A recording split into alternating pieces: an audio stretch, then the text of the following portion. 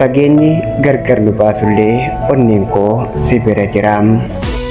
Iddoon qabu namuufu onnee qabu silaadhee bar waan dhabeen qabuyyuu anuu kasi qabaadhe. Ani maqaan kiyyaa Caaltuu Abdallaa kanan xalayaa kana barreessuuf abbaa mana koo Sultaan Muhammadiifim. Yaa jaalallee koo Sultaan koo, yeroo baay'ee waa'ee jaalala keenyaa yaaduun koo jechoonni afaan koo keessaa ba'an waan keessa koo qabu hundaa ibsuu natti hin fakkaatu. Garuu har'a onnee koo keessa jiru keessaa muraasa xalayaa kanaan siif barreessuu barbaada. Ani Caaltuu, ati ammoo Sultaan koodha. Fageenyi biyya lamaan gidduu keenya jiraatus onneen keenya garuu fageenya hin beeku. Ani Saawud Arabiyaa keessa, ati ammoo Itoophiyaa keessa jiraatta. Qaamaan walirraa fagaanneerra, garuu yaadni, hawwiidhaa fi jaalalli guyyaa hundaa si bira jira. Yeroon ganama hirribaa ka'u wantoota jalqaba yaadu keessaa tokko atidha. Yeroon halkan ciisu immoo guyyaa koo keessatti waan na gammachiisu, waan na dhiphisuu fi waanan si waliin qooduu barbaadu hundaa yaada sagalee kee, haasawni kee, kolfi kee fi jechoonni ati anaaf jettu fageenya keessatti akka ati na bira jiraatu na taasisa. Abbaa mana koo, ati anaaf nama qofaa miti. Ati namaan jireenya koo waliin qooddachuuf filatte, nama gammachuu koo keessatti gammadu, yeroon ani dadhabu na jajjabeessu, yeroon ani gaddus garaa naaf laafuudha. Jaalalli keenya yeroo gammachuu qofaaf miti. Yeroo rakkoon dhufu wal jajjabeessu, yeroo mufannaan dhufu araaramu, yeroo tokko tokko callisanii wal hubachuu, yeroo fagaatan wal yaaduu, yeroo wal argan immoo akka yeroo dheeraa wal arganitti wal simachuu jaalala keenyaadha. Yeroo tokko tokko fageenyi kun na dhiphisa.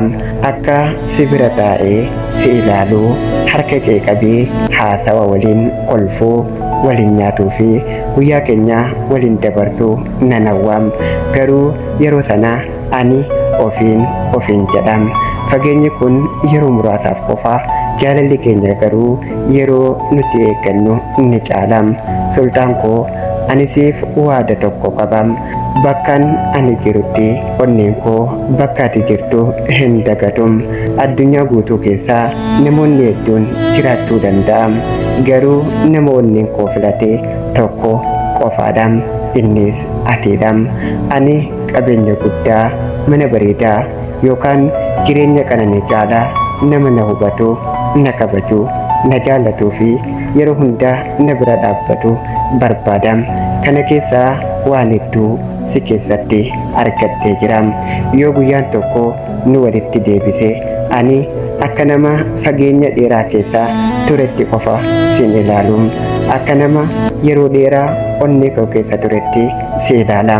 Harka kee qabee eeyyee yeroo dheeraa si eeggachaa ture jechuu nan barbaada.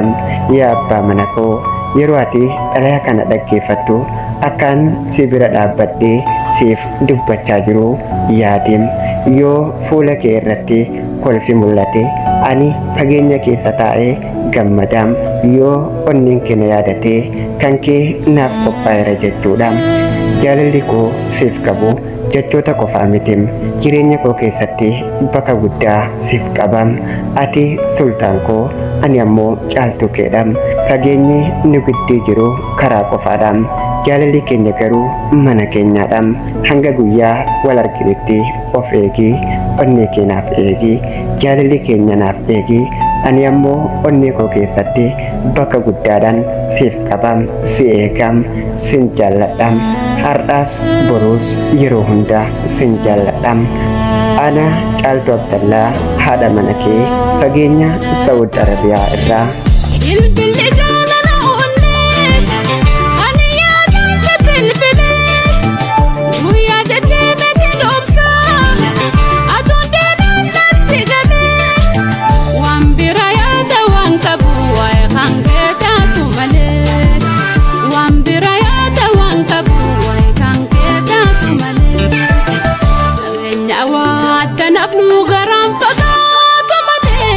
لا يا jaalala